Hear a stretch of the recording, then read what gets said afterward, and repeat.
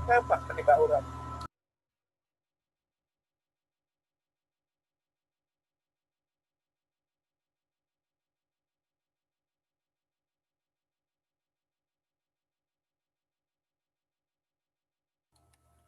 MC cek sound.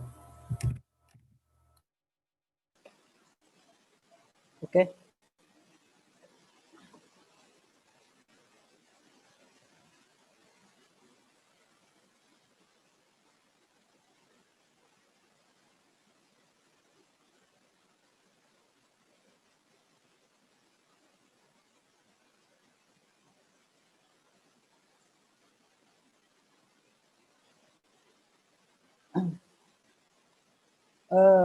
Bismillahirrahmanirrahim. Assalamualaikum warahmatullahi wabarakatuh. Salam sejahtera bagi kita semuanya, buat teman-teman, rekan-rekan yang berada di seluruh tanah air Indonesia. Insya Allah kita akan memulai agenda kita pada kesempatan kali ini, yang hari ini sudah hadir pemateri di tengah-tengah kita. Ada Kang Anton Septian, ada juga Kang Faujan selaku moderator dan Direktur Eksekutif Prodewa. Kemudian ada Dr. Oce ya, ataupun kita biasanya panggilnya Bang Oce ya. Dan kemudian pemateri ketiga, 10 menit yang lalu saya mendapatkan konfirmasi dari pimpinan KPK.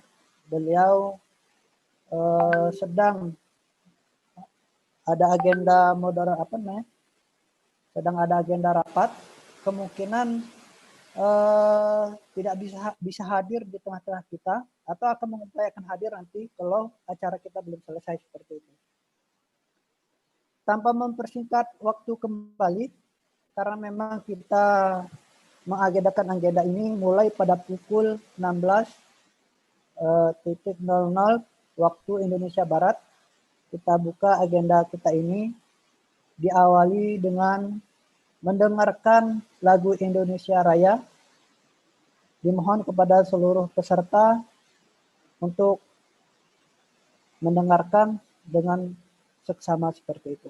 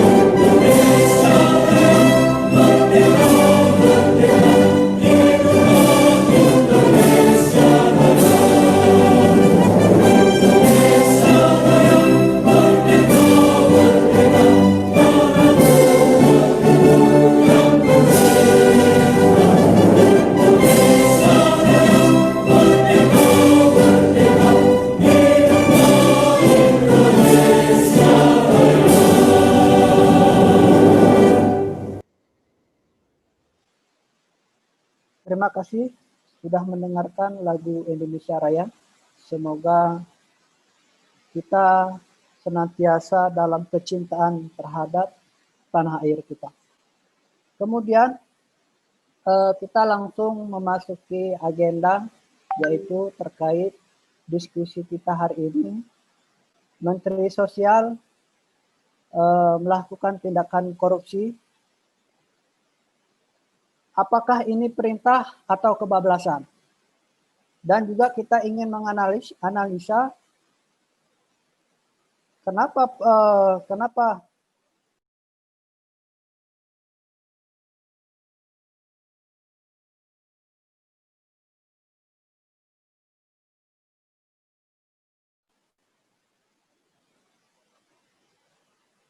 mohon maaf tadi suara saya kemut. Saya ulangi kembali.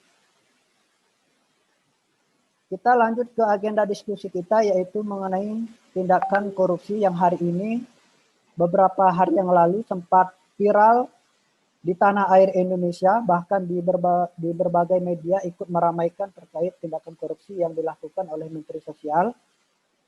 Dan hari ini kita diberikan kesempatan untuk mendiskusikan hal tersebut dengan tema Menteri Sosial korupsi, apakah ini perintah atau kebablasan? Dan kita ingin juga menganalisa bagaimana proses tindakan korupsi ini terjadi, kemudian juga bagaimana solusi yang ingin kita diskusikan pada kesempatan kali ini dengan menghadirkan beberapa pihak, dan kita ingin juga mengkaji dari berbagai perspektif diskusi ini, yaitu juga dari media.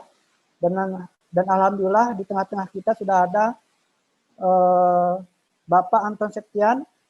Beliau merupakan perwakilan dari redaktur majalah Tempo yang hari ini luar biasa banyak menyinggung terkait kasus bansos yang hari ini kita dengar di media pemberitaan seperti itu. Kemudian juga ada Bang Oce. Beliau itu merupakan pakar hukum dari Universitas Gajah Mada yang saat ini sudah juga hadir di tengah-tengah kita. Kemudian kita tadi juga banyak berharap mendapat pandangan materi dari pimpinan KPK. Cuman sebelum acara ini beliau mengkonfirmasi bahwa dia sedang melaksanakan satu agenda.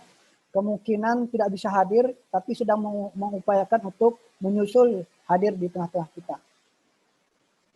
Pertama mungkin kita akan membahas ini dari perspektif media dulu, karena memang salah satu media di tanah air kita, yaitu majalah Tempo, mengungkapkan kasus dari kasus bansos ini. Jadi kita ingin mendengarkan terkait kronologis yang dilakukan analisa ataupun investigasi yang dilakukan oleh dari majalah Tempo yang diwakili pada kesempatan kali ini, yaitu Kang Anton Septian. Kepada Kang Anton kami persilahkan. Terima kasih teman-teman yang telah mengundang saya untuk hadir dalam diskusi yang topiknya menarik pada sore hari ini. Langsung saja ya menjawab pertanyaan dari Agra ya. Ya, Arga. Arga ya.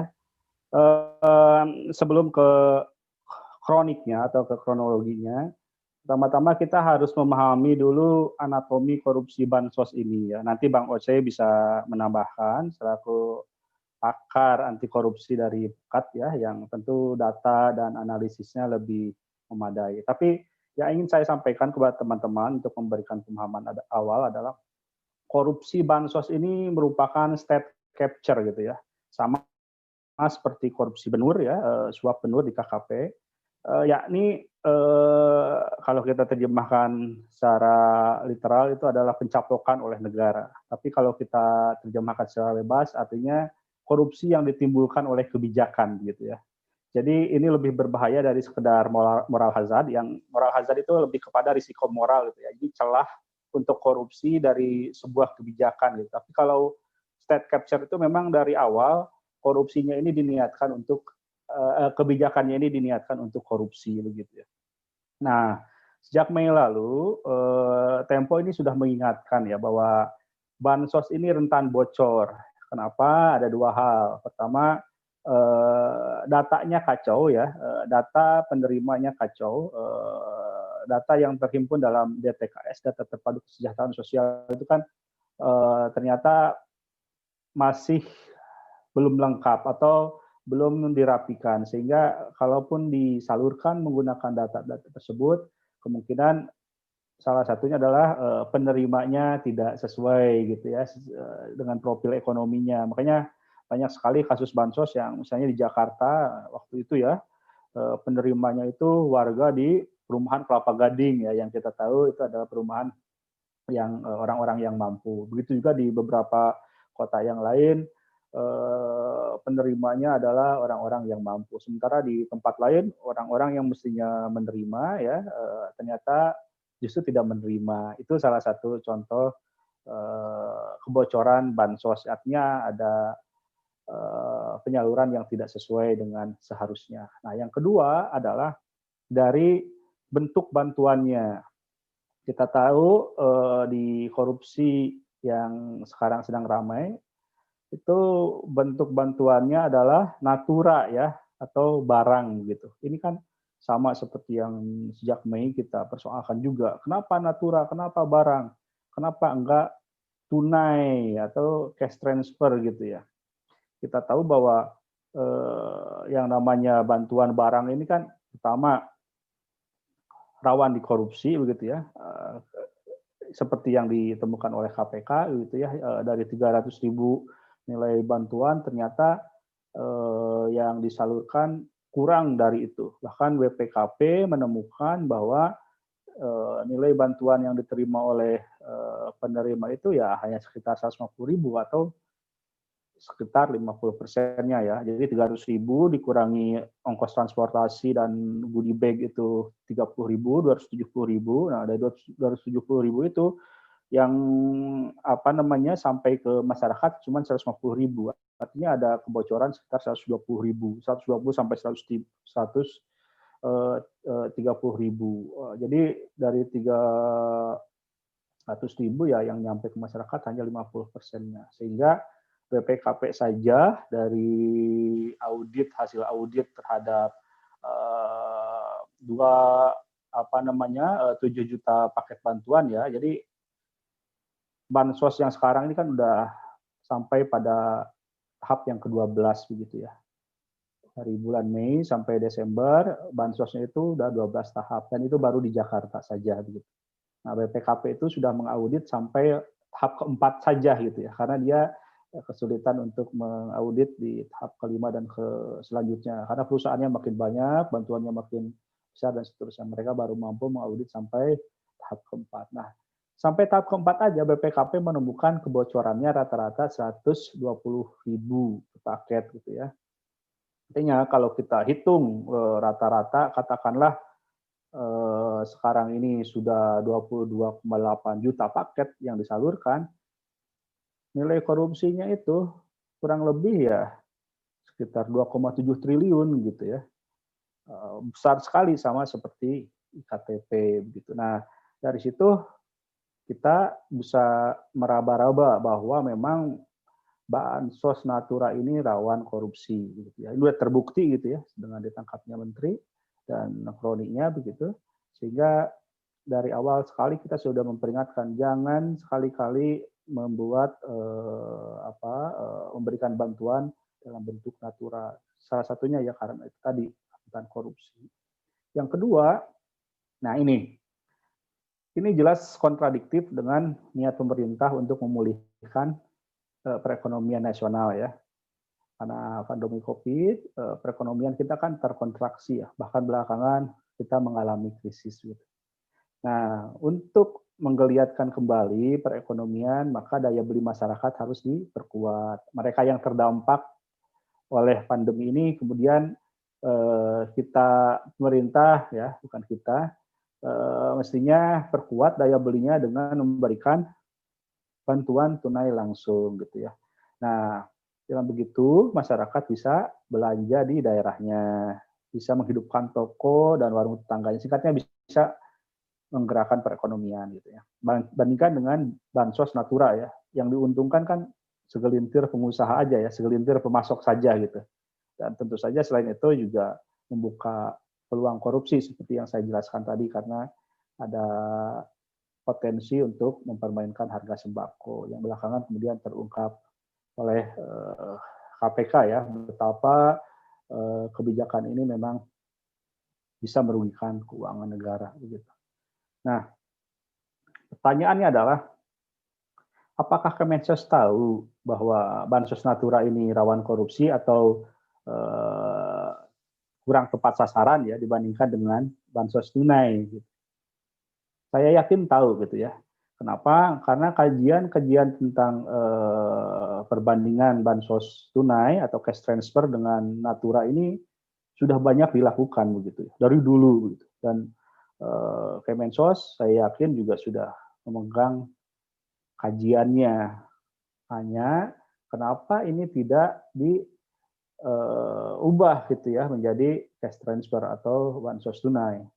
Nah, patut dicurigai, kita kembali ke awal ya, bahwa kebijakannya ini memang dibuat untuk menimbulkan celah bagi terjadinya korupsi. Gitu. Artinya state capture yang saya bilang di awal tadi itu.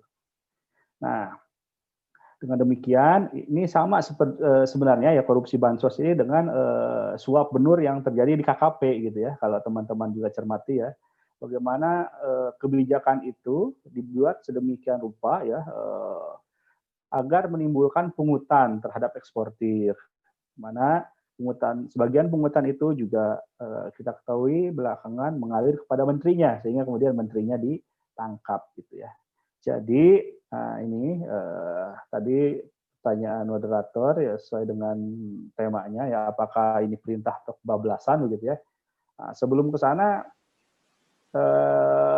sebelum menjawab pertanyaan itu makanya kemudian saya bilang dari awal untuk memahami anatomi korupsinya gitu ya. Nah, maka kemudian disinilah pentingnya mengaitkan dua kebijakan tadi ya di Kemensos dan di KKP ini dengan kebijakan umum dari pemerintah dalam memerangi korupsi begitu. Nah, jadi jangan sampai niat pemerintah untuk memerangi korupsi ini hanya sampai pada retorika belaka begitu ya. Nah, pemerintah kan selalu bilang belakangan ya korupsi ini akan lebih efektif kalau diberantas dengan cara dicegah ketimbang dilakukan penindakan begitu ya. Pak Presiden Jokowi berulang-ulang mengatakan. Nah, tapi apakah pencegahan itu dilakukan oleh pemerintah misalnya? Nah, kita tahu yang namanya kebijakan menteri, apalagi di era Pak Jokowi, ya, Pak Jokowi selalu mengatakan bahwa tidak ada visi misi menteri, yang ada visi misi presiden begitu ya. Betul ya. Artinya apa? Artinya kebijakan-kebijakan menterinya itu mestinya logikanya ya, salah naral mestinya diketahui oleh presiden ya. Baik pembukaan ekspor benur maupun pemberian atau penyaluran bansos secara natura tadi oleh Kemensos. Mestinya presiden tahu begitu ya. Nah, kemudian kita patut tanyakan, ini pengawasannya bagaimana begitu ya? Kalau memang tidak ada visi misi menteri, kalau memang yang ada hanya visi misi presiden, mestinya presiden juga mengawasi kebijakan dari menteri-menterinya. Karena sekali lagi saya bilang itu bukan cuma moral hazard gitu ya, atau kejahatan yang individual begitu ya. Tapi sekali lagi ini adalah state capture gitu ya, korupsi yang didesain oleh kebijakan gitu. Maka kemudian sekali lagi patut kita tanyakan bagaimana pengawasannya oleh atasan para menteri tersebut ya. Kalau presiden tidak bisa mengawasi secara langsung, dia punya KSP ya yang memonitor capaian dari masing-masing kementerian begitu. Nah, ini kan sepertinya ada yang tidak jalan dalam mekanisme pengawasannya begitu ya. Itu yang pertama. Nah, yang kedua adalah ini penting sekali untuk dievaluasi gitu ya, agar segera di-switch atau diubah pola-pola penyaluran bansos ya dari natura ke cash transfer gitu. Jadi belakangan kita terima sinyalnya dari Menko PMK Pak Muhadjir yang mengatakan bahwa memang bansos natura ini rawan korupsi sehingga kemudian perlu diubah menjadi bansos tunai. Nah, ini perlu dikawal nih agar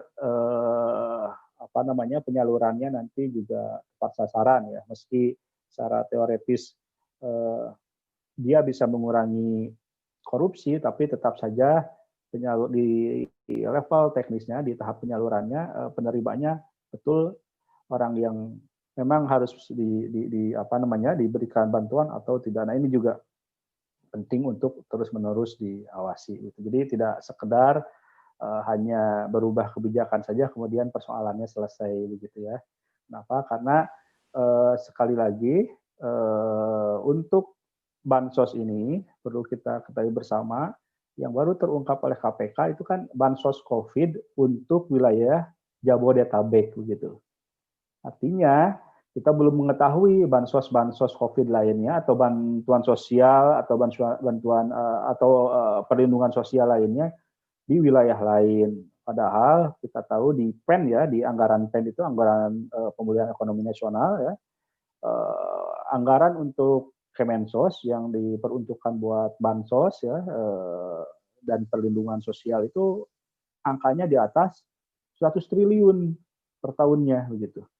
Ini angkanya besar sekali. Sementara kan bansos yang baru terungkap ini kan baru di Jabodetabek dan anggarannya juga baru 6,8 triliun begitu. Nah, ini yang perlu diawasi bersama-sama.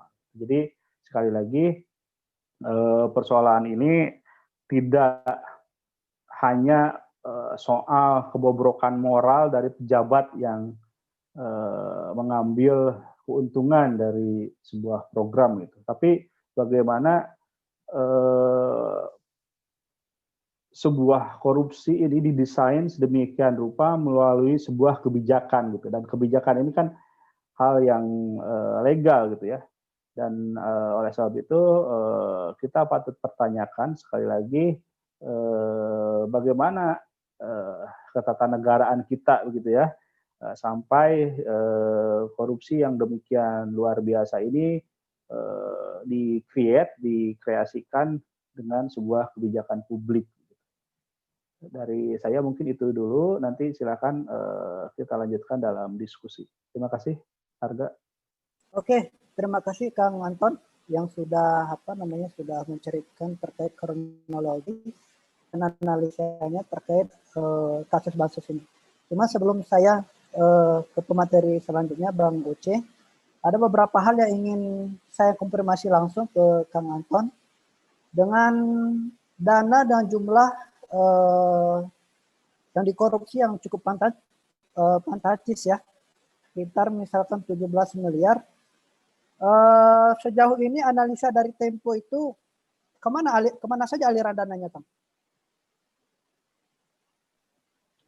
Ya, jadi 17 miliar itu kan yang disebut oleh PPK-nya itu ya, pejabat pembuat komitmen itu merupakan jatah bagi menterinya, katanya seperti itu ya. Tapi belakangan juga PPK mengakui bahwa sebenarnya jatah untuk menteri itu kan Rp10.000 ya dari satu paket bantuan. Artinya kalau kita hitung dari keseluruhan paket bantuan 22,8 juta, mestinya lebih dari 17 miliar begitu ya secara logika yang diterima oleh menteri itu. Bahkan katakanlah jika memang yang menjadi jatah menteri itu kalau kita persentasikan itu sekitar 10%, 10% dari 6,8 triliun kan 600-an sekian miliar ya. Katakanlah itu nggak semuanya buat menteri, tapi juga pejabat-pejabat di Kemensos. Artinya buat menteri saja kalau 600-an sekian miliar dibagi 3 aja dia sudah mendapatkan 228 miliar lah kira-kira seperti itu. Nah, ini yang perlu kita pertanyakan dan kita desakkan kepada KPK untuk mengungkap seterang-terangnya, setransparan-transparannya kemana saja uang yang dicatut oleh para pejabat Kementerian Sosial dalam program ini. Karena kan nilainya sudah jelas, gitu ya, pengakuannya sudah ada, dan indikasi-indikasi awalnya seperti hitung-hitungan kerugian negara oleh BPKP juga sudah ada, sehingga rasa-rasanya kalau KPK mau, korupsi ini bisa diusut tuntas sampai ke akar-akarnya seperti itu. Itu yang pertama. Yang kedua, berdasarkan temuan kami juga disebutkan bahwa ada dugaan nilai uang yang dikumpulkan dari korupsi ini mengalir ke sejumlah politikus begitu ya. Ada indikasi-indikasi yang kita dapatkan, misalnya untuk pemenangan kepala daerah tertentu dari partai tertentu ya di beberapa wilayah gitu ya. Itu yang kita dapatkan juga saat kita liputan. Dan yang terakhir juga ada penyalahgunaan dalam hal penyaluran bantuannya gitu. Jadi ada bansos-bansos yang ternyata hanya diberikan kepada masyarakat tertentu agar memilih calon tertentu. Misalnya ada juga yang seperti itu. Itu pola korupsinya ya, selain jatah pejabat juga aliran kemana uangnya begitu ya, yang seperti saya sebutkan barusan. Nah, yang ketiga adalah bancakannya gitu ya. Jadi kita tahu bahwa ada ratusan perusahaan yang menjadi penyalur bantuan sosial ini begitu. Nah, berdasarkan informasi yang kami terima, ternyata sejumlah perusahaan merupakan perusahaan titipan begitu ya, yang terafiliasi dengan politikus dari partai tertentu begitu. Ya kan? Nah, ini pun yang perlu kita telusuri lebih jauh begitu ya, karena berdasarkan temuan kami ada hal-hal yang terkait dengan ini yang membuat penyaluran bantuan sosial ini tidak lebih dari merupakan bagi-bagi proyek saja. Nah, selain perusahaan penyalurnya, nah yang kelima yang perlu kita telisik juga adalah supplier dari paket sembako yang dibagikan. Karena kita tahu dalam satu tas bantuan itu ada beras, ada minyak goreng, ya, ada sarden gitu ya, dan yang lain-lain. Yang belakangan kita juga telusuri, ternyata beberapa di antaranya sebenarnya nilainya kurang dari seharusnya begitu. Ada yang kalau kita tanya masyarakat misalnya ya, tetangga katakanlah atau siapapun ya yang menerima bantuan, mungkin ada keluhan dari mereka, misalnya berasnya apek lah gitu ya. Kemudian juga sardennya itu lebih banyak tomatnya ketimbang ikannya dan sebagainya dan sebagainya. Itu bisa sebenarnya kalau KPK masuk ke wilayah sana, buktinya terang benderang ya bahwa memang korupsi bansos ini sangat-sangat masif dan merugikan negara, bahkan sampai dalam hitungan kami itu lebih dari 2 triliun ya, 2,7 triliun seperti itu. Nah, inilah yang menjadi PR bagi KPK untuk diungkap kepada publik ya, karena bagaimanapun yang paling terdampak dari korupsi ini tentu saja mereka-mereka yang berhak menerima bantuan ya. Mereka-mereka yang mungkin kemampuan ekonominya ada di bawah kita begitu ya. Mereka-mereka yang berada di bawah garis kemiskinan, mereka-mereka yang terdampak pandemi COVID-19. Nah, oleh sebab itu penting bagi kita juga teman-teman yang ada di tempatnya masing-masing untuk sama-sama mendesak, meminta KPK untuk tidak gentar dalam mengusut perkara ini. Itu yang pertama. Yang kedua, selalu terbuka dan transparan begitu ya, agar masyarakat juga bisa dengan senang hati melaporkan kasus korupsi yang menimpa mereka gitu ya, yang dalam hal ini mungkin ada korbannya ya, mereka yang menerima bansos tapi tidak atau berkurang jatahnya, saya pikir juga bisa melaporkannya ini kepada KPK gitu ya. Tapi kalau jumlahnya sangat banyak. Nah, inilah PR kita bersama untuk sama-sama mendorong KPK mengungkap kasus ini secara tuntas. Itu Arga. Oke, terima kasih Kang Anton. Menarik ya. Makanya salah satu alasan Prodewa mengundang dan menghadirkan pimpinan KPK dalam diskusi ini sebenarnya ingin langsung mengkonfirmasi temuan-temuan yang dilakukan oleh tim media dari Tempo seperti itu. Yang kedua, Kang, saya ingin juga menanyakan terkait laporannya, hasil temuan media Tempo ini langsung dilaporkan ke KPK atau seperti apa, atau hanya mempublish di publik aja? Kalau melaporkan secara langsung hasil temuan-temuan itu, bagaimana tanggapan KPK sejauh ini? Ya, kalau kami tidak melaporkan secara langsung ke KPK ya, biarlah masyarakat lain yang terdampak ya, yang melaporkannya langsung kepada Pak KPK. Tapi tindak lanjut dari KPK terhadap publikasi kami, terhadap artikel kami, memang tidak kadang tidak langsung seperti bayangan teman-teman ya, yang sifatnya formal, berbentuk laporan dan sebagainya, tidak seperti itu ya. Tapi kadang teman-teman di KPK mengontak kami, meminta data-data atau mengajak kami berdiskusi bagaimana kami menemukan temuan tersebut. Nah, pada saat itulah informasi-informasi yang kami miliki itu kita sampaikan kepada KPK. Jadi bentuknya bukan laporan pengaduan masyarakat ya, bukan seperti itu ya, tapi lebih kepada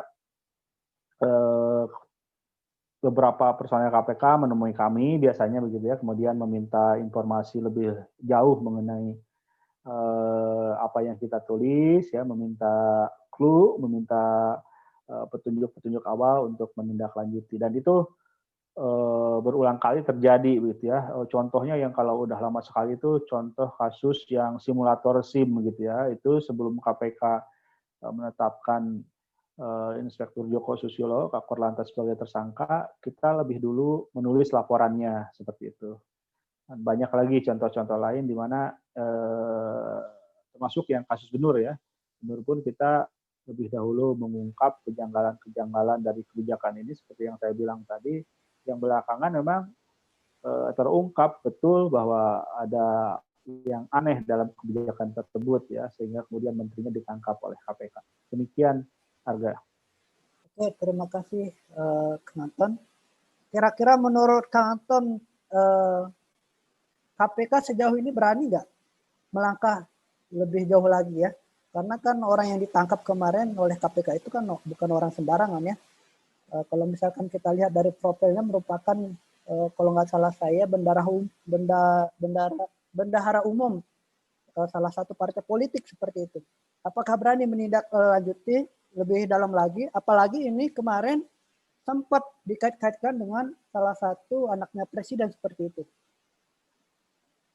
Ya, mestinya KPK memanfaatkan momentum ini untuk mengembalikan kepercayaan publik kepada KPK ya.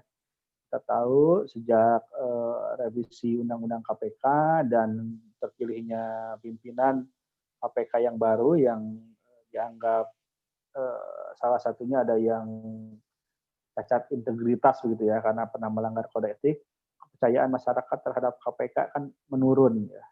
Terbukti bahwa di tahun ini KPK melakukan OTT, ya gitu ya. Tapi jumlahnya sebenarnya tidak lebih banyak daripada tahun-tahun sebelumnya. Tahun ini kan hanya 7 kalau nggak salah ya OTT, sementara tahun sebelumnya itu sampai belasan atau di atas 20 gitu ya dalam setahun.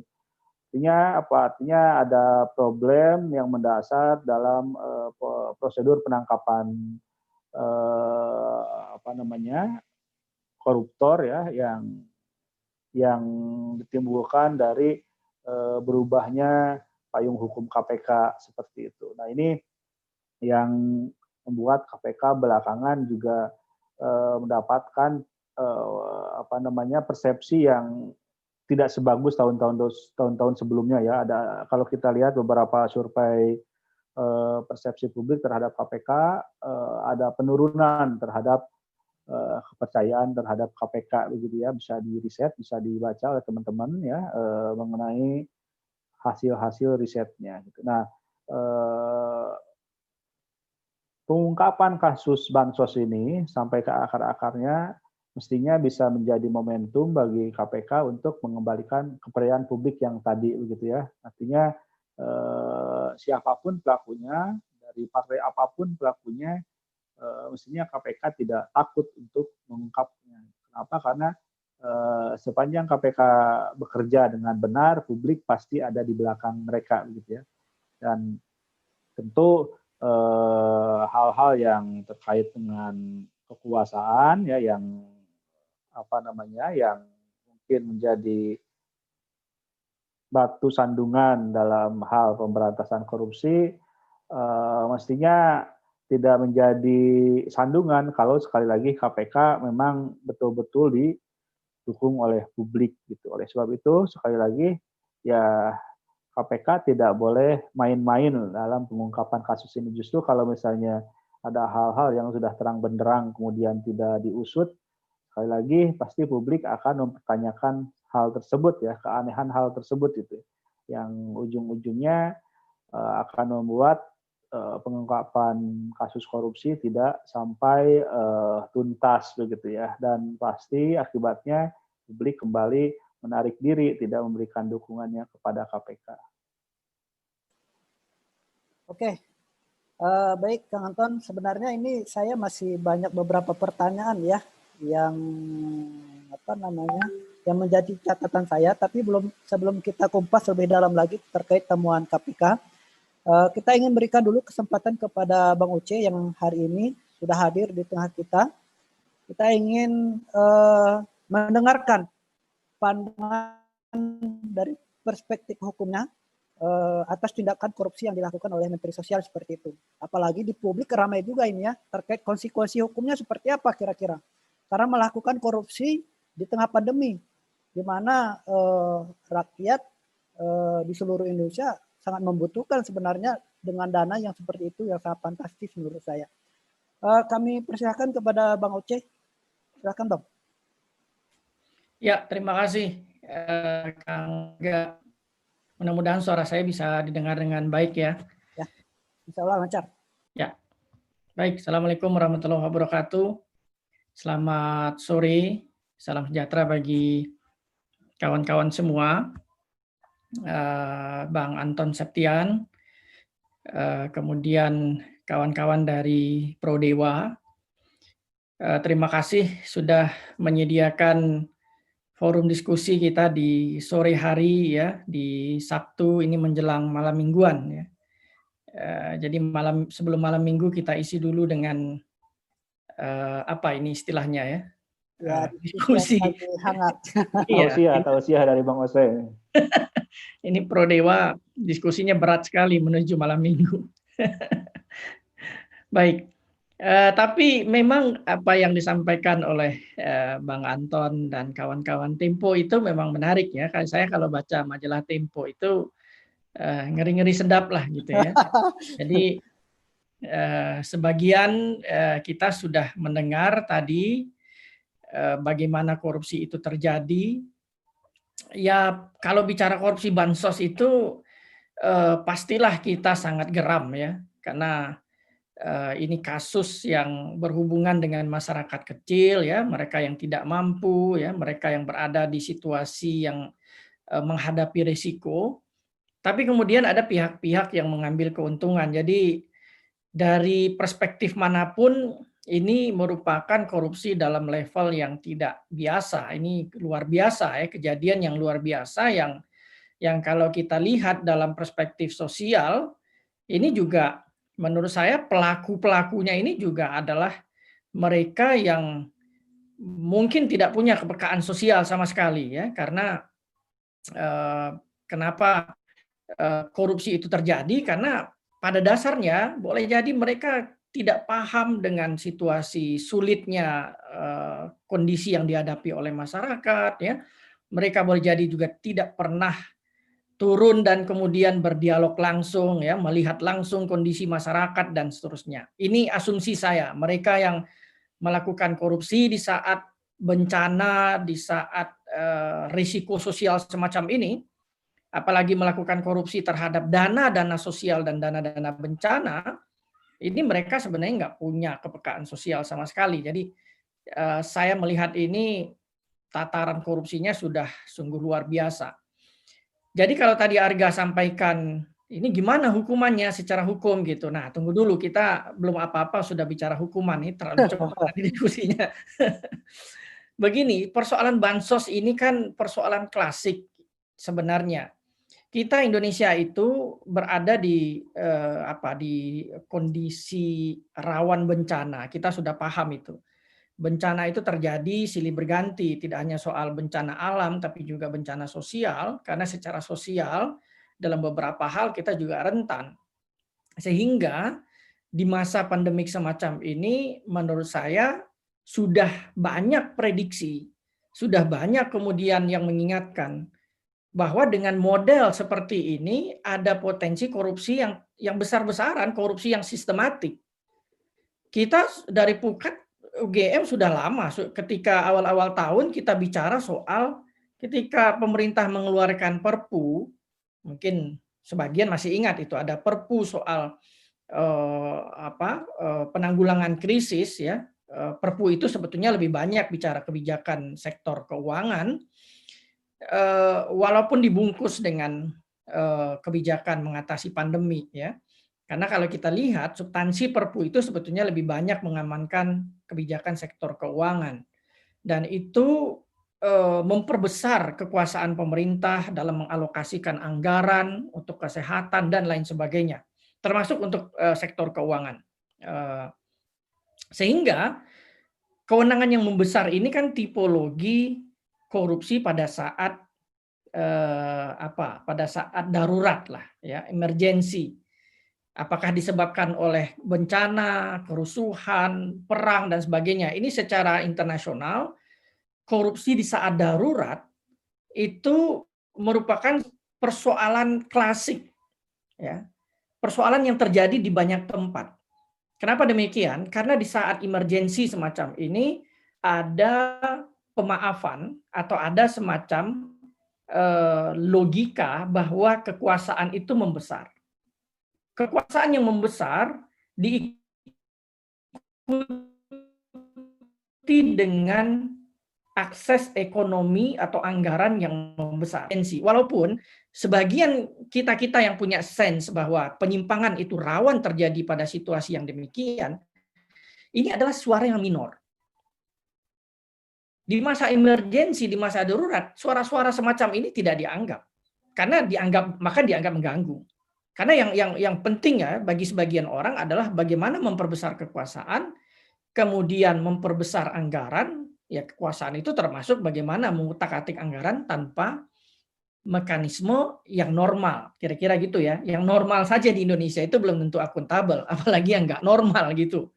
Jadi itulah kenapa kemudian dari awal kita ingatkan, ini di masa pandemi semacam ini ada kecenderungan kekuasaan membesar di segala bidang. Nah, ada beberapa bidang yang kemudian menjadi fokus tentu saja. Kesehatan itu pasti ya. Kita belum bicara soal kesehatan. Ya, saya nggak tahu, jangan-jangan Tempo sudah lakukan juga ya. Kita belum tahu. Kita deg-degan nunggu investigasi berikutnya. Tapi selain itu adalah dana-dana sosial. Kemudian tentu saja dana-dana pemulihan ekonomi, dan ini luar biasa besarnya. Ya. Jadi menurut saya ini problem klasik yang sebenarnya tidak dari tahun ke tahun tidak bisa dicegah oleh pemerintah. Bukan karena kita nggak punya kemampuan, bukan karena kita nggak tahu persoalannya di mana, tapi saya lebih melihat, saya setuju tadi ya dengan yang Anton sampaikan, ini persoalan political will. Saya sampaikan tadi, suara-suara semacam ini kadang nggak dianggap, kadang ini semacam mengganggu, dan padahal kita tahu ada persoalan di sana, ada persoalan kebijakan. Jadi tidak salah kalau kemudian banyak yang mengatakan ini problem sudah salah sejak kebijakannya. Maka hasil yang kita dapatkan dari kebijakan yang tidak prudent, yang tidak akuntabel itu adalah ya seperti ini, aut-autan. Atau bahasa lainnya ya korupsi gampang sekali terjadi di situasi semacam ini. Nah, maka kemudian keanehan-keanehan ketika situasi kekuasaan membesar, tidak akuntabel, pengawasannya tidak ada, kemudian tidak transparan, maka pastilah beragam keanehan itu akan terjadi dalam beragam bentuk, tidak hanya soal penyimpangan ya. Mungkin kualitasnya jelek ya, mungkin datanya buruk dan sebagainya. Dari sisi manajerial juga mungkin bermasalah. Tadi tidak hanya persoalan pelanggaran hukum, tapi pelanggaran-pelanggaran yang sifatnya manajerial menurut saya kalau didalami betul mungkin kelihatan bagaimana amatirnya manajemen situasi semacam ini. Tapi saya nggak akan banyak bicara di situ. Satu data yang menarik adalah ada 3.000-an sebenarnya komplain terhadap bansos yang ada di Jawa Tengah, yang paling banyak itu di DKI Jakarta, Banten, dan Jawa Barat. Paling tinggi. Itu tersebar ya, laporan itu 1.500-an di KPK, 1.300-an di Ombudsman, ratusan ada di Kejaksaan dan Kepolisian. Jadi apakah masalahnya terdeteksi? Sebenarnya terdeteksi dari awal karena ada laporan komplain yang cukup banyak terhadap bansos. Dan saya juga mencatat bahwa sebenarnya komplain-komplain semacam ini juga diterima oleh Kemensos. Kemensos itu menyediakan hotline komplain dan sebagainya. Tapi kan kadang di Indonesia itu kita tidak jarang sekali serius membuat sistem yang baik, kemudian jarang sekali kita serius mengatasi komplain-komplain itu.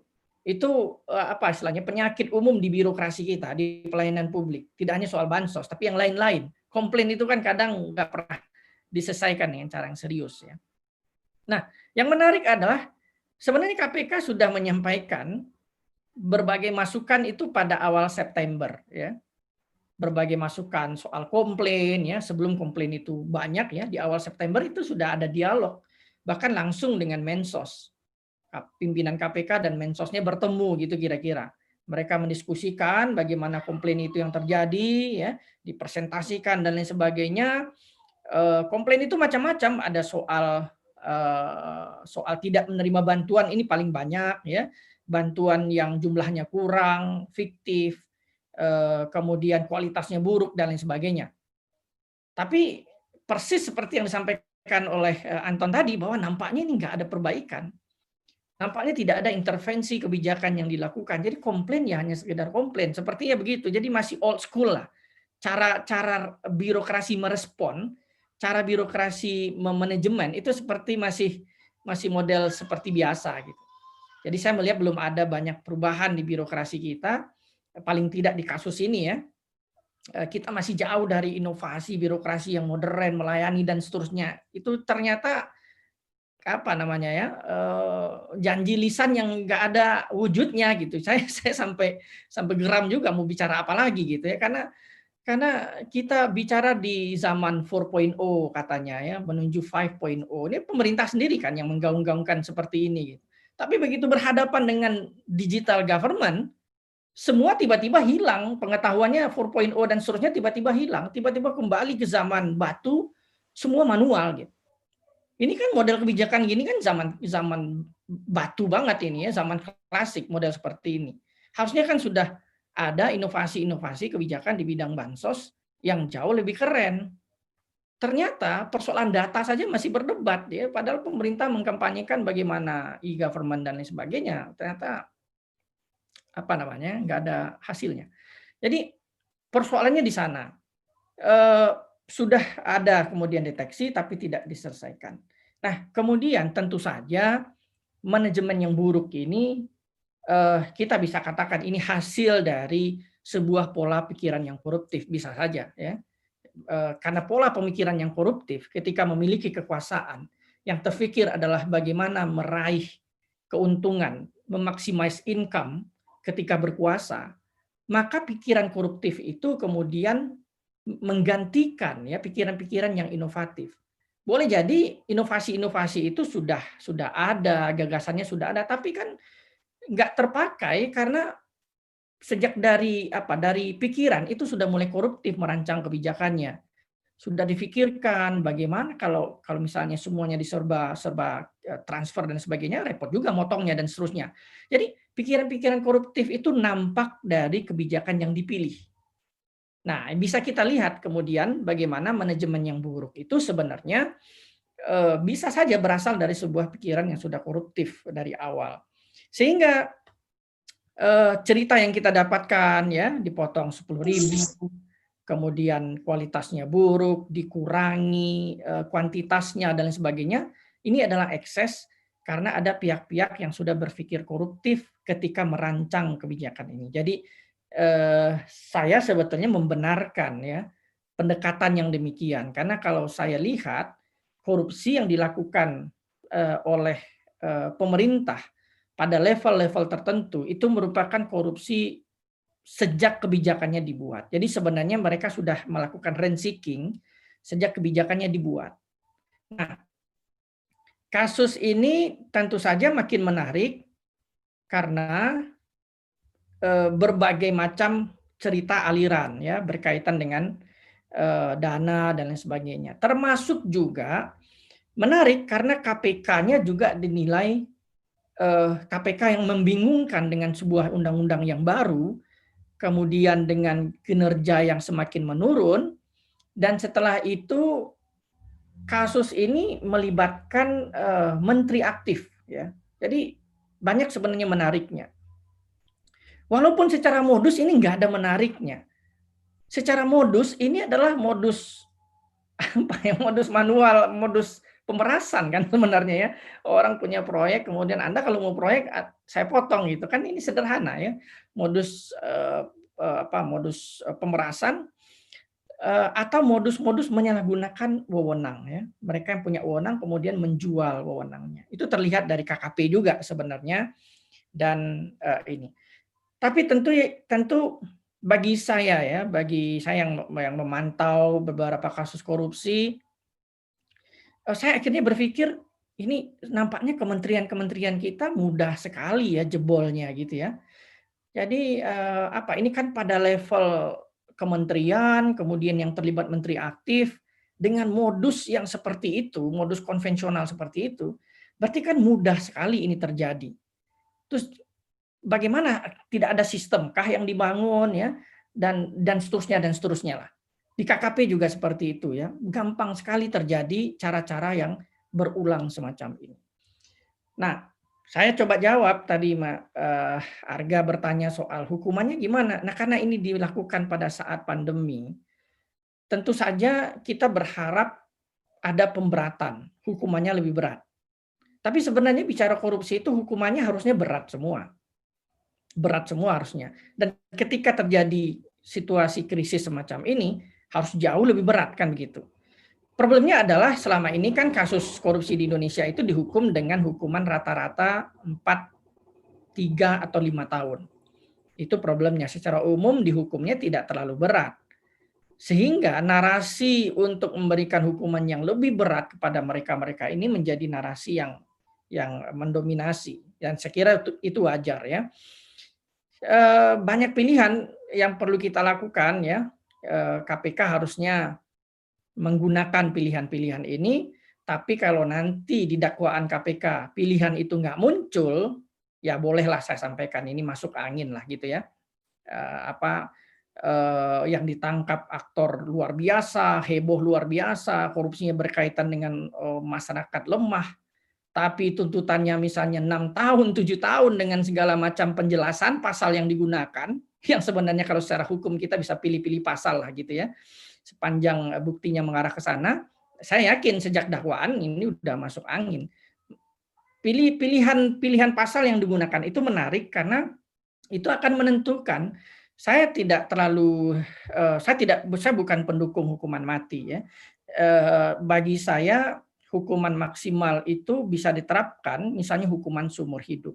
Dan itu ada di pasal 12B. Mestinya itu yang kemudian dikejar ya. Bukan kemudian menggunakan pasal-pasal lain. Kita bisa melihat bahwa berbagai kasus di Indonesia itu jarang sekali yang dihukum seumur hidup. Kemarin ada kasus Jiwasraya, 6 atau 7 pelakunya itu dihukum seumur hidup. Nah, kita pengen juga KPK itu menggunakan tuntutan yang maksimal selain kasus Akil Mukhtar. Seumur hidup menurut saya tuntutan yang wajar, dan kemudian diikuti dengan tuntutan yang lain, misalnya penyitaan ya, harta kekayaan, Karena kan ini dugaannya banyak, ada yang bicara 17 miliar, ada yang bahkan mengatakan 200-an miliar dan sebagainya.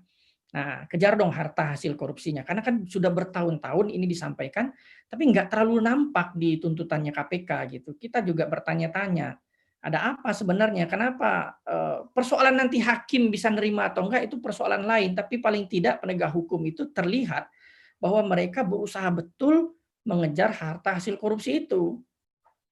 Gunakan juga pencucian uang gitu kan, kalau pakai pasal pencucian uang kan dia bisa mengalir kemana-mana, karena prinsipnya kan mengikuti aliran uang. Nah, kalau tadi banyak pihak-pihak yang disebut, tanpa dakwaan pencucian uang itu percuma.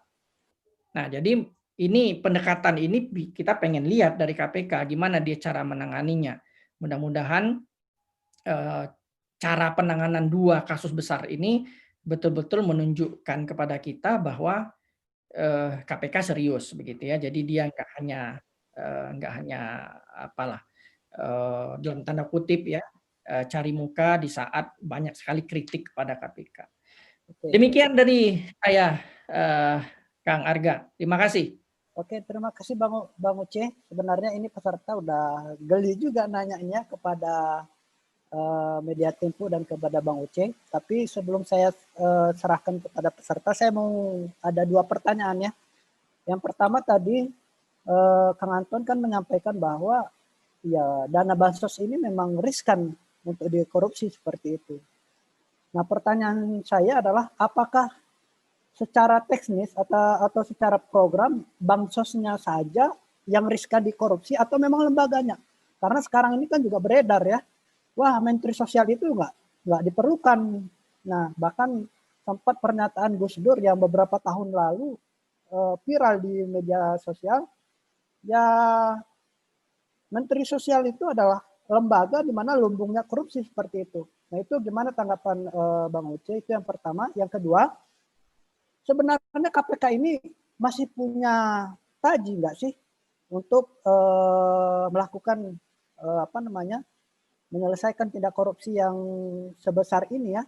Atau mungkin ini ditangkapnya 2 menteri yang belakang ini terjadi ada perintah dari pihak-pihak tertentu atau seperti apa itu Bang Uci? Yang kedua itu pertanyaan buat Anton itu yang pas ya. Bahan buat liputan berikutnya. Satu soal kenapa Kemensos sering sekali. Begini, tipologi urusan yang diurus oleh Kemensos itu kan tipologi urusan charity, urusan sosial. Yang dimana orang mungkin tidak terlalu banyak mempertanyakan. Karena dia mengurus soal kedermawanan, ya, bantuan, sumbangan, di mana orang mungkin nggak terlalu banyak mempersoalkan karena kan ini soal bantuan kepada pihak lain. Ini kan suatu hal yang dermawan sekali, baik sekali gitu misinya. Dan yang diberikan bantuan masyarakat, apakah itu keluarga harapan, ya, teman-teman difabel, kemudian mereka yang punya risiko sosial tinggi dan lain sebagainya.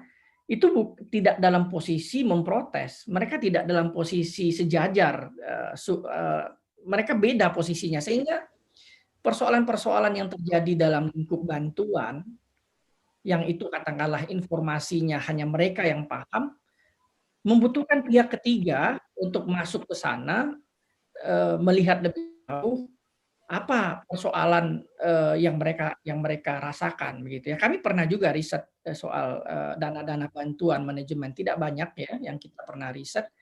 Kita pernah riset 1 periode. Ya karena tipologi dana yang mereka kelola itu tipologi yang seperti itu, kalau kita tidak melihat lebih detail persoalannya, kita nggak akan dapat datanya.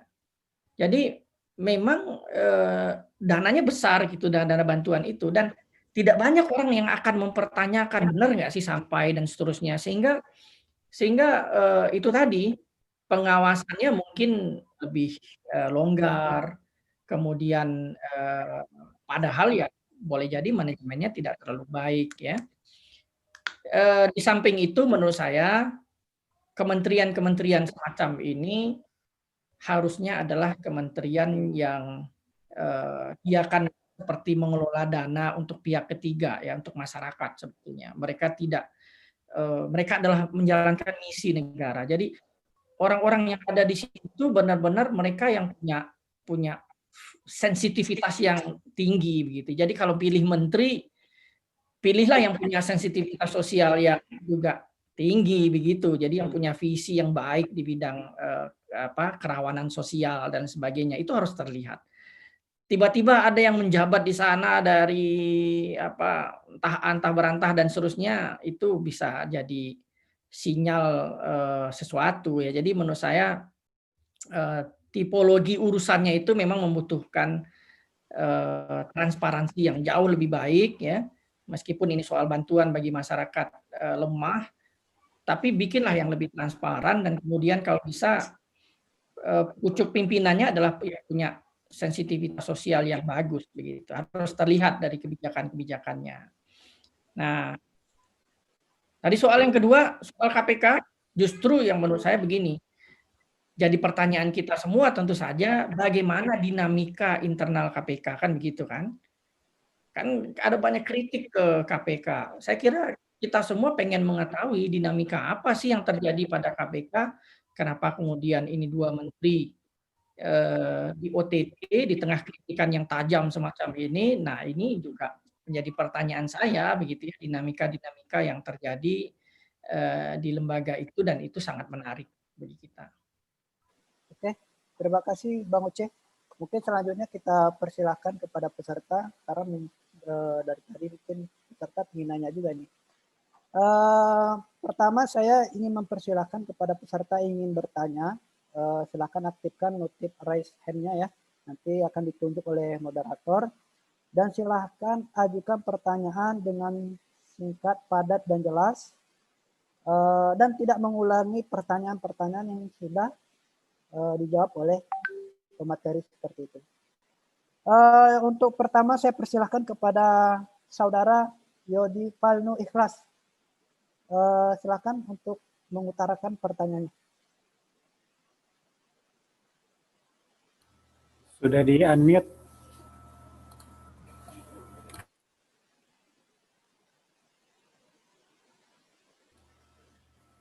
Belum ada respon, mungkin ke penanya kedua. Silakan untuk saudara Ilham Wahyu Saputra. Ya, terima kasih. Pertanyaan untuk Pak Oce. Prof. Edi Hiaryets pernah menerangkan soal substitute evidence atau pemberatan hukuman di saat bencana alam. Di saat pandemi ini kan harusnya ada pemberatan yang rasional untuk kasus Juliaris Batubara itu apa? Apabila di Perma itu dibatasi 20 tahun, apakah dibenarkan pemberatan sampai hukuman mati, baik secara tekstual maupun kontekstual? Yang kedua, soal potensi korupsi. Apakah KPK itu tidak punya kewenangan bahwa ada suatu potensial corruption, KPK itu bisa menjerat itu? Apakah korupsi itu harus terjadi dulu? Tidak bisa dengan logika potensial corruption. Seenggaknya itu kebijakannya itu bisa di take down. Apakah Indonesia tidak punya regulasi bahwa apabila suatu kebijakan itu ada potensial corruption itu tidak bisa di take down? Yang ketiga, soal penyertaan atau deal naming. Apakah pembuktian suatu niat atau meeting of mind itu penting untuk mencari tersangka lain? Terima kasih.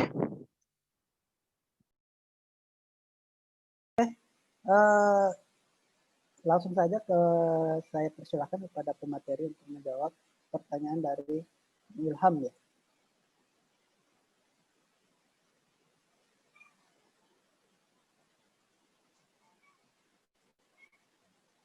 Kepada penonton ya.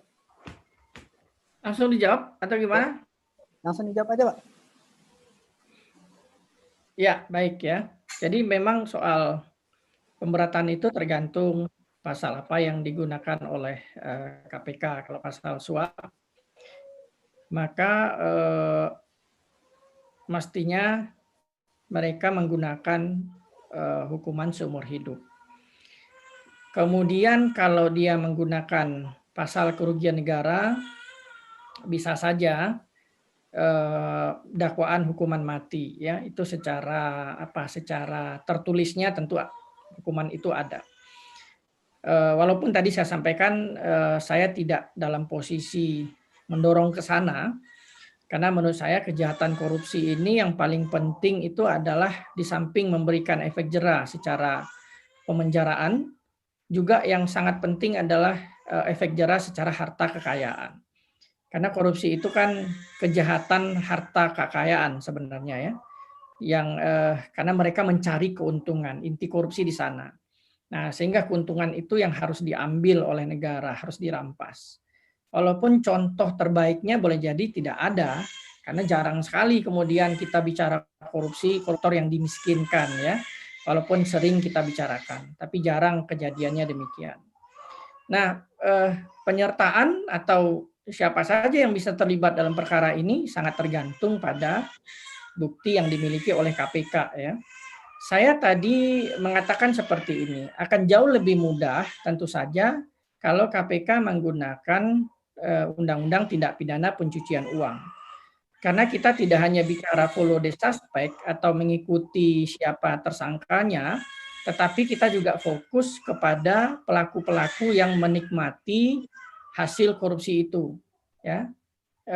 Alirannya kemana saja begitu ya, itu menurut saya perlu dilakukan supaya jauh lebih panjang jangkauannya, termasuk kemungkinan korporasi yang terlibat.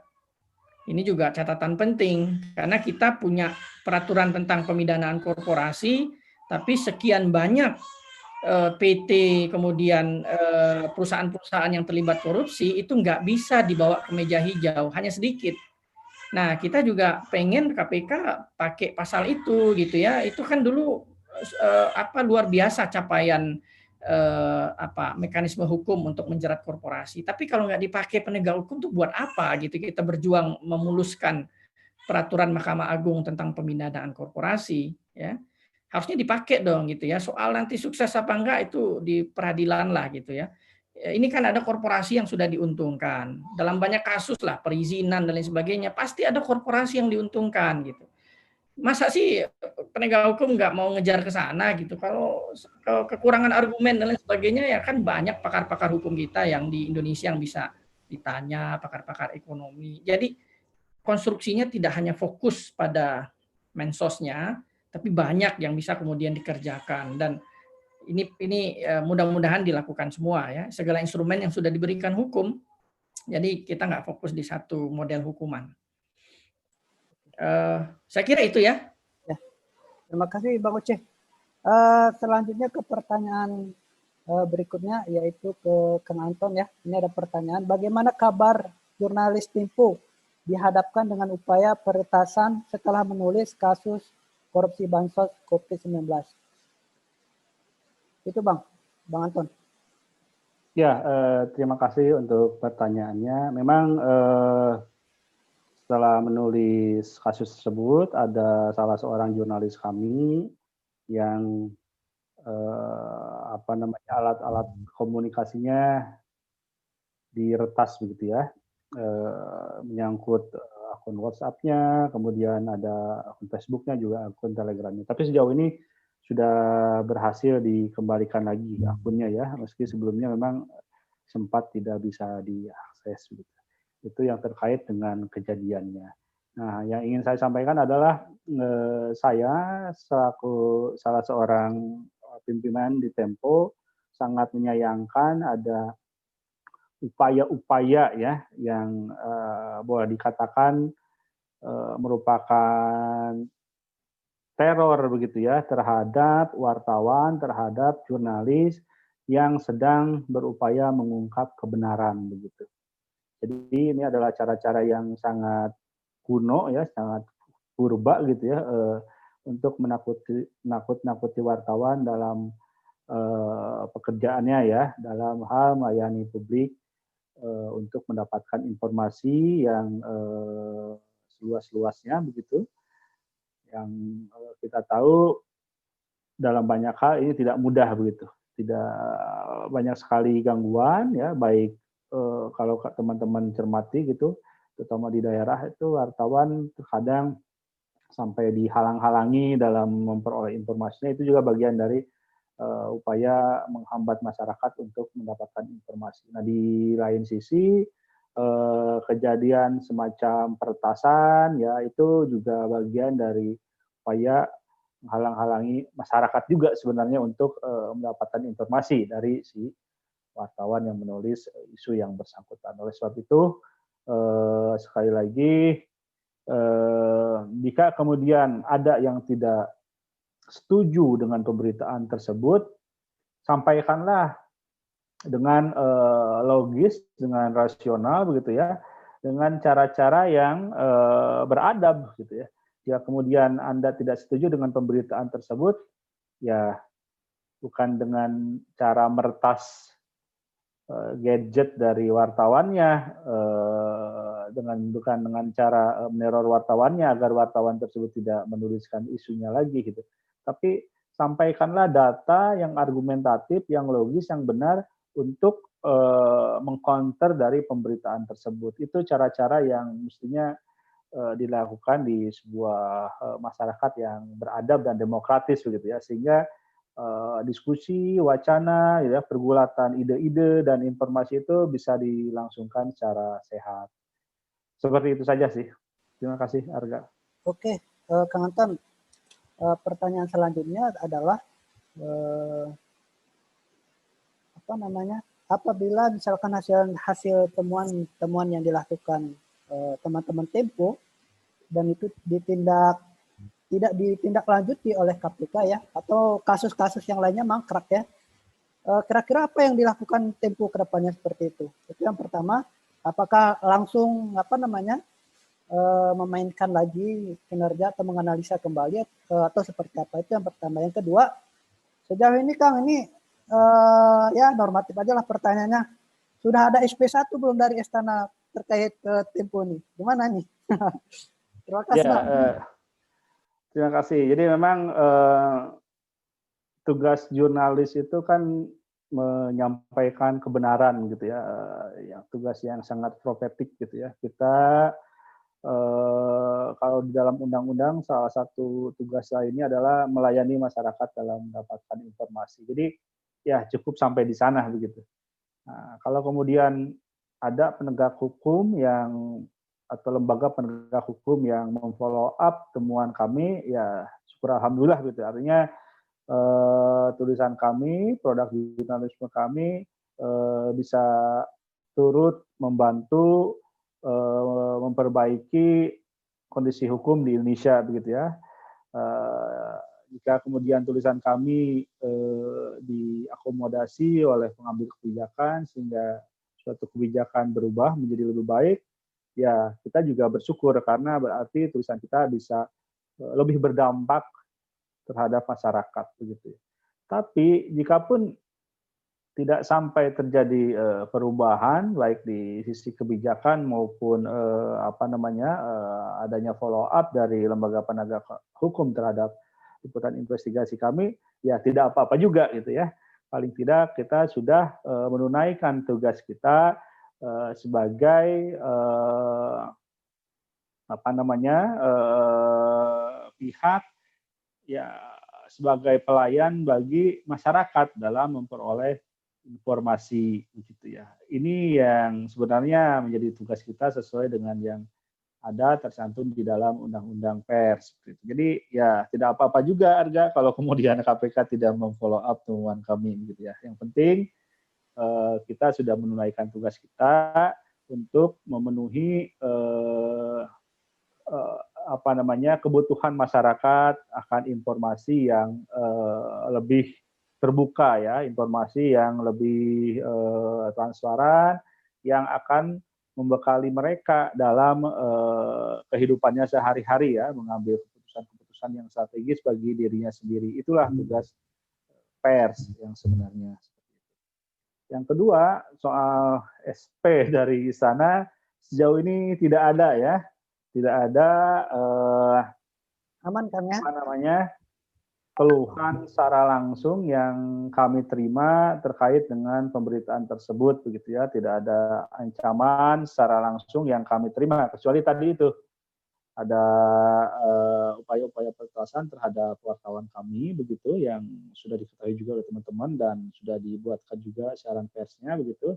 Di luar itu ya tentu ada kontra opini yang dibangun oleh pendukung mungkin politis tertentu atau pendukung pemerintahan ya yang coba men-spin atau memutarbalikkan isu sehingga kemudian masyarakat hanya terfokus kepada salah satu isu di dalam tulisan yang sebenarnya itu bukan inti dari tulisannya ya.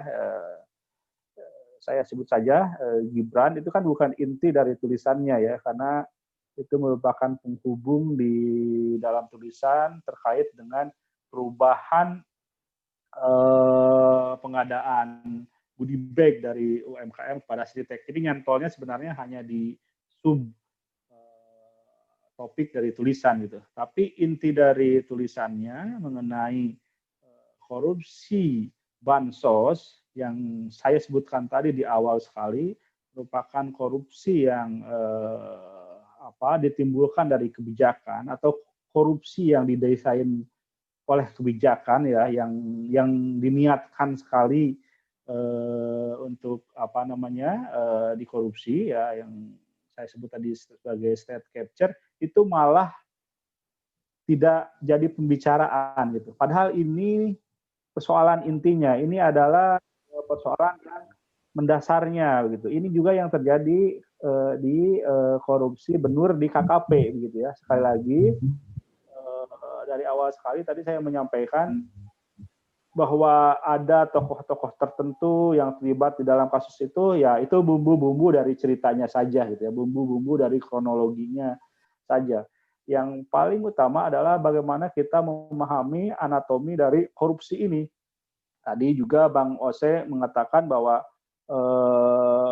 dan saya juga sependapat itu ya mengenai ya jangan-jangan ya kebijakannya dari awal memang dibuat untuk dikorupsi gitu. Nah ini poin saya dari awal tuh sebenarnya ini begitu ya.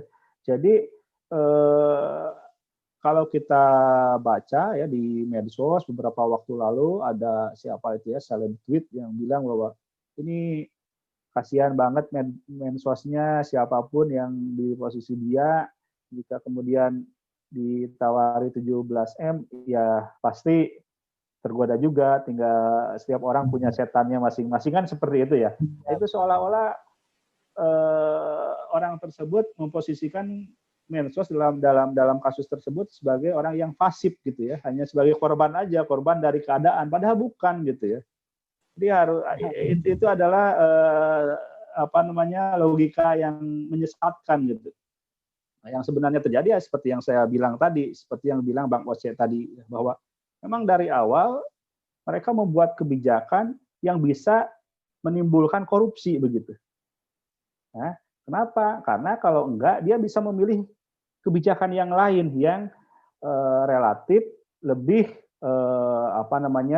tidak mudah untuk dikorupsi. Salah satunya yaitu bansos lewat cash transfer itu atau bansos tunai. Kenapa bansos natura yang diambil begitu? Sementara sebenarnya kita sudah bisa melakukan program bansos tunai gitu ya. Kita tahu bahwa bansos COVID ini ya, makanya saya selalu meminta teman-teman tuh untuk masuk ke dalam ke anatomi korupsinya gitu ya, jangan terjebak di nama-nama gitu ya. Nah, bansos COVID ini merupakan perluasan ya.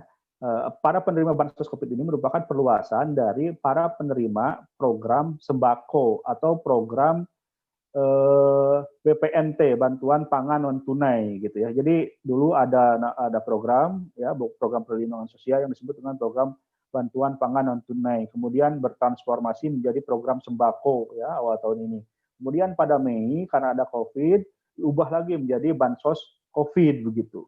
Jadi sebenarnya penerimanya merupakan perluasan dari program yang ada gitu. Nah, sejak BPNT ya bantuan pangan non tunai itu penyalurannya itu udah non tunai gitu ya. Jadi orang di penerimanya itu dikirimin uang ke rekeningnya dan dari kartunya itu dia bisa belanja ya, di sebuah agen yang ditunjuk yang disebut dengan e-warung itu gitu. bantuannya itu udah non tunai begitu ya. Sejak dulu udah ada, infrastrukturnya sudah ada gitu ya. Program sembako pun demikian. Nah, kenapa yang di COVID nggak seperti itu begitu? Ya, padahal kita tahu para penerima program BPNT atau program sembako itu kan masyarakat di desil kesejahteraan terendah ya, masyarakat yang lebih kurang mampu lah dari kita, katakanlah demikian ya. Sementara para penerima bansos COVID ya, terutama yang perluasan itu kan masyarakat yang belakangan terdampak secara ekonomi karena adanya pandemi ini. Artinya sebenarnya mereka memiliki kemungkinan lebih besar mengakses perbankan. Mereka lebih memiliki kemungkinan sudah memiliki akun atau rekening di bank begitu ya, sudah memiliki kartu ATM dan seterusnya. Sudah ada infrastruktur sudah ada gitu. Kenapa bukan program bansos tunai yang dipilih? Karena sekali lagi kita patut curigai bansos natura itu ya memang dipilih untuk menimbulkan korupsi begitu. Jadi anggapan para siapa itu selebritis yang mengatakan bahwa ya setiap orang tinggal menunggu punya setannya masing-masing ya, seolah-olah menteri tersebut fasik, itu keliru besar begitu ya. Menteri itu adalah pengambil kebijakan tertinggi di departemennya begitu ya. Jadi dia bisa mengubah dengan kewenangannya membuat kebijakan yang lebih anti korupsi seperti itu. Demikian juga di KKP dan seterusnya ya. Di KKP juga sama gitu.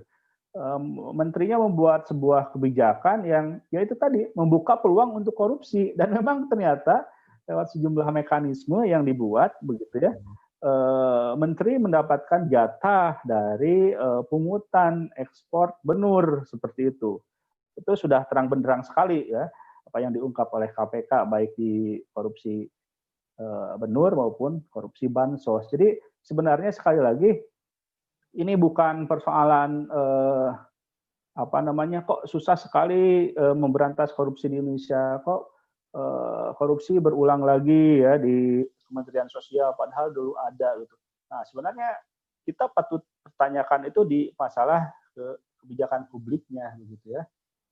Kebijakan publik yang dia ambil itu benar atau enggak begitu ya. Kebijakan publik yang dia ambil itu hanya untuk menguntungkan kroni gitu ya, atau memang buat publik secara luas. Jadi publik itu merupakan orientasi besarnya, bukan kalau sekarang kan seolah-olah publik itu ya menjadi cover up gitu ya, menjadi penyamaran aja untuk melakukan korupsi gitu. Nah, ini yang perlu kita cermati sama-sama. Jadi bukan susah atau enggak, sebenarnya mau atau enggak begitu ya dalam memberantas korupsi di Indonesia itu.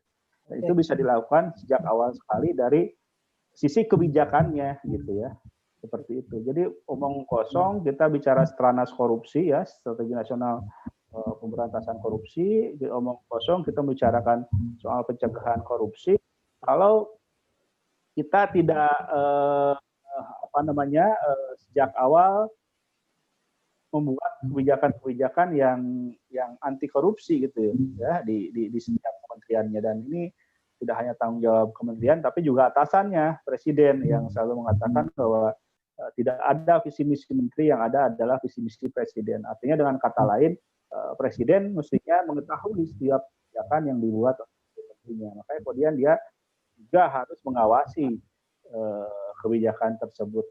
Dia tidak mampu, dia punya lembaga lain ya, ada KSP yang bertugas untuk mengevaluasi dan seterusnya ya. Mestinya dia bisa sebenarnya untuk mencegah korupsi tidak hanya dengan membuat Stranas tapi juga itu melakukan monitoring terhadap kebijakan yang dilakukan oleh menteri-menterinya ya. Kaca dari dua kebijakan Menteri Juliari dan Edi Prabowo, korupsi yang timbul adalah state capture gitu ya. Jadi korupsi yang ditimbulkan oleh kebijakan. Kira-kira itu Arga. Terima kasih. Terima kasih Bang Anton. Ini ada beberapa lagi pertanyaan untuk Bang Oce, tapi saya ringkas saja pertanyaannya mewakili dari teman-teman yang lain. Sebelum saya membacakan pertanyaannya, untuk kepada peserta untuk mendapatkan sertifikat, panitia akan meng-share yang namanya link absensi hari ini. Jadi yang tidak mengisi link absensi hari ini maka tidak dapat kami proses sertifikatnya seperti itu. Jadi mohon diperhatikan dan diisi link yang di-share oleh panitia. Maka kepada panitia boleh di-share di room chat ya. Untuk pertanyaannya Bang Uce, pertama tadi kan Bang Uce juga menyebutkan bahwa ini birokrasi kita ini lagi bermasalah ini. Nah, persoalannya dan penyelesaiannya seperti apa kira-kira? Nah, itu yang pertama. Yang kedua, ini ada peserta yang menanya juga, ini KPK ini sebenarnya bisa nggak dibubarkan? Karena melihat kinerjanya yang tidak memuaskan, kemudian dibentuk lagi pemberantasan korupsi yang baru seperti itu. Yang mungkin lebih tajam, lebih greget, lebih berani seperti itu, atau seperti apa gitu, apakah bisa dilakukan seperti ini. Yang ketiga, pertanyaan terakhirnya adalah, sebenarnya kasus korupsi ini bisa nggak kita selesaikan gitu nih Bang Uce? Karena dari hari ke hari, ya pemberitaan kita tidak ada kasus korupsi terus, kasus korupsi terus, dan seterusnya seperti itu. Silakan Bang Uce, mungkin bisa dijawab pertanyaan dari peserta. Ya, bisa kita pasti bisa kita berantas ya. Saya termasuk yang optimis dan kita harus mendukung hadirnya sebuah lembaga yang kuat seperti KPK di masa yang lalu karena tidak ada cara lain dan kita belum temukan model yang paling pas untuk Indonesia kecuali model yang seperti itu. Jadi kalau dari hari ke hari kita perlu melakukan OTT yang banyak terhadap pejabat-pejabat kita yang korupsi, memang harus dilakukan dan memang begitu. Dulu di awal-awal reformasi terfikir pada waktu itu memotong satu generasi. Jadi kita tidak hanya bicara soal 300-an kepala daerah yang ditangkap, ya, 500-an anggota DPRD. Kita bicara pada waktu itu potong satu generasi karena saking bobroknya sistem yang kita miliki, warisan dari Orde Baru pada masa itu. Kita bicara soal penegak hukum yang baru, hakim-hakim yang baru, penuntut-penuntut yang baru, profesional, penegak hukum yang baru sama sekali. Jadi gagasan semacam ini bukan gagasan yang tidak ada praktiknya. Best practice-nya ada. Tapi kan kita memilih cara yang lebih moderat ya. Sehingga sebanyak apapun perlu ditangkap oleh KPK ya tangkap saja karena kan kita harus membersihkan pemerintahan itu dari mereka-mereka yang koruptif, lembaga-lembaga parlemen, penegak hukum dari mereka yang koruptif. Masukkan orang-orang yang bagus setelah itu kan kita punya banyak sumber daya, jangan khawatir gitu ya. Jadi kalau banyak yang ditangkap malah bagus. Kita bisa ganti mereka dengan generasi yang lebih baik. Tentu saja setelah mereka menjalani hukuman, kalau bisa mereka dilarang untuk jabatan-jabatan publik. Bagusnya begitu ya, sehingga kita nggak mengalami lagi lingkaran setan persoalannya di situ-situ saja gitu. Nah kita memang harus pendekatannya memang harus extraordinary sampai ke sana. Birokrasinya seperti apa? Sederhana sebenarnya. Kita kan memiliki prinsip tata kelola yang baik, ada transparansi, akuntabilitas, partisipasi. Menurut saya ini yang tidak dilakukan dengan maksimal. Soal transparansi saja, menurut saya ini belum bisa dipenuhi oleh pemerintahan ya. Kenapa harus transparan? Karena mereka ngelola bukan uang mereka sendiri. Kalau mereka ngelola uang yang ada di tabungan mereka sendiri nggak ada masalah itu. Mereka ngelola pajak masyarakat itu persoalannya. Basic filosofinya di sana karena mereka sedang mengelola ratusan triliun, puluhan triliun, ribuan triliun yang itu uang masyarakat banyak. Makanya negara minta mereka untuk transparan dan itu menurut saya logis saja. Kalau kita di masyarakat terkecil ya ada kas RT atau apa gitu kan bisa dibuat transparan kan. Kenapa kemudian pada tataran yang harusnya itu ada undang-undangnya, ada regulasinya, kenapa kok sulit gitu ya. Jadi kuncinya sebenarnya sudah ada.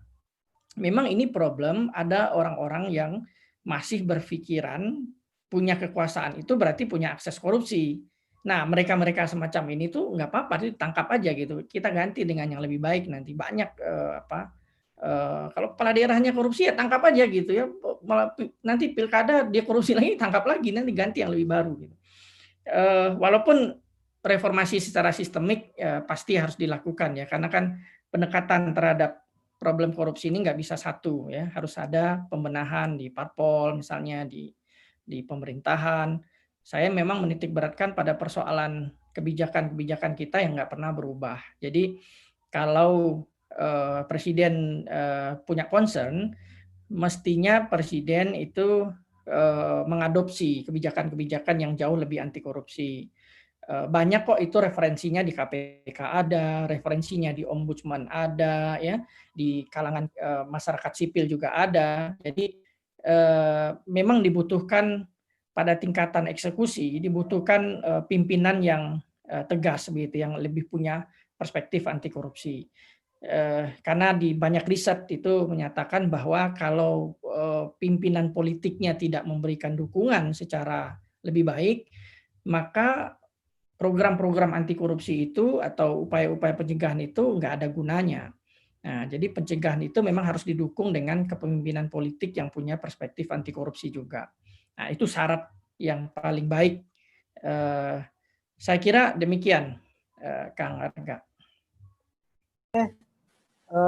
Terima kasih kepada Bang Uce dan Kang Anton yang sudah menyampaikan diskusi kita pada kesempatan kali ini, yaitu terkait dana bansos yang dikorupsi oleh Mensos dan rekan-rekan, ya, meskipun hari ini kita belum tahu siapa saja yang terlibat dalam agenda itu. Tapi untuk di akhir penutup acara ini, apa yang bisa disimpulkan?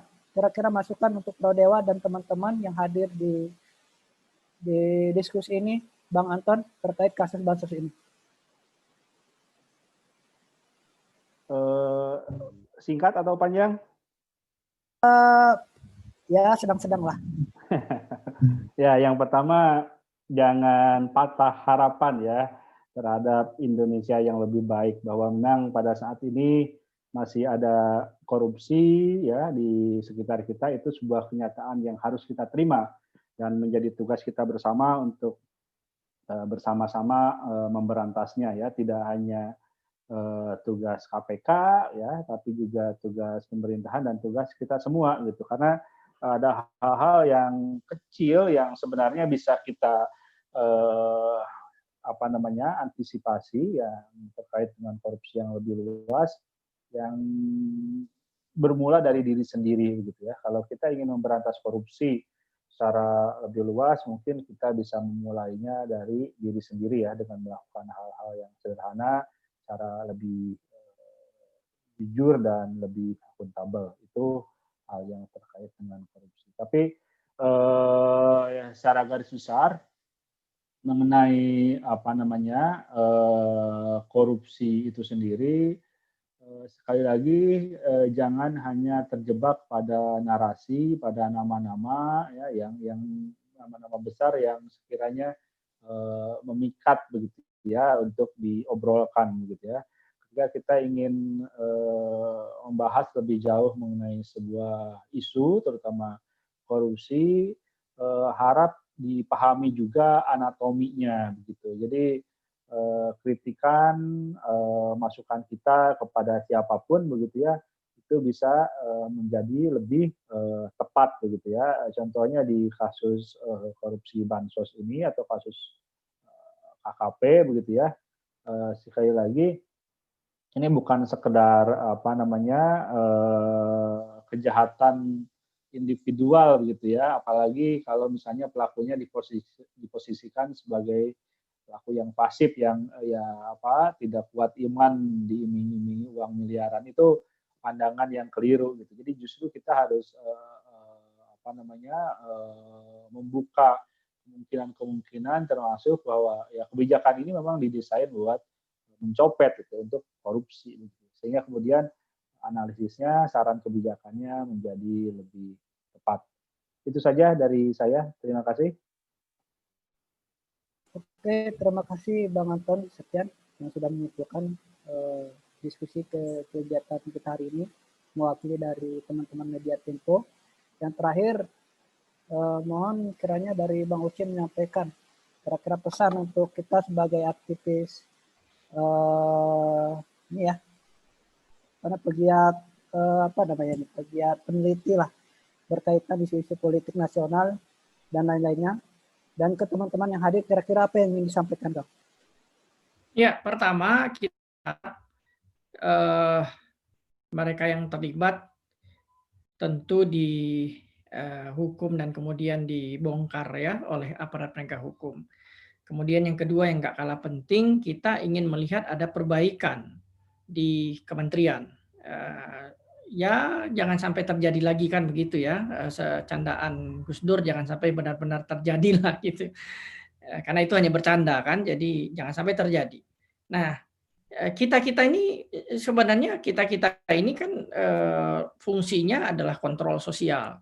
Jadi kita sebagai bagian dari masyarakat sipil ya, menurut saya tidak di situasi semacam ini tidak boleh mengendorkan kontrol sosial kita.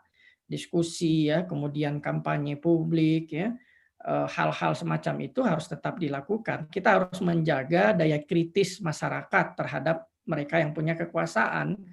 Karena dari dulu diingatkan oleh Lord Acton kan korupsi itu berkaitan dengan kekuasaan. Jadi kalau gagal mengelola kekuasaan, maka akan muncul korupsi dan itu tidak kita inginkan. Nah, masyarakat kritis itu kita butuhkan. Jadi teman-teman ya dari Prodewa dan teman-teman mahasiswa dan lain-lain itu kita butuhkan terutama di saat situasi di mana korupsi kita itu masih berada di zona merah. Kita kan masih di bawah angka 5 kan kalau pakai IPK yang diterbitkan oleh TI. Jadi kita masih di zona bahaya sebenarnya. Nah, kita nggak boleh mengendorkan daya kritis kita terhadap kekuasaan. Terima kasih. Terima kasih Bang Oce, Bang Anton yang sudah menyempatkan hadir dalam diskusi ini. Setidaknya banyak informasi yang kita dapatkan, baik itu dari perspektif media maupun dari hukumnya seperti itu. Mudah-mudahan lain kali kita bisa menyempatkan ya, menghadirkan pimpinan KPK di diskusi berikutnya, karena saya juga ingin mendengar langsung kira-kira argumentasi KPK itu seperti apa terkait penyelesaian kasus korupsi bansos ini seperti itu. Tapi luar biasa karena weekendnya juga KPK-nya cukup sibuk kerjanya ya. Weekend kerja juga, jadi ya kita maklumi. Mudah-mudahan di agenda berikutnya bisa berdiskusi bersama kita seperti itu. Saya sebagai moderator mohon maaf segala kekurangan dan keterbatasan. Warahmatullahi wabarakatuh. Waalaikumsalam. Pamit ya.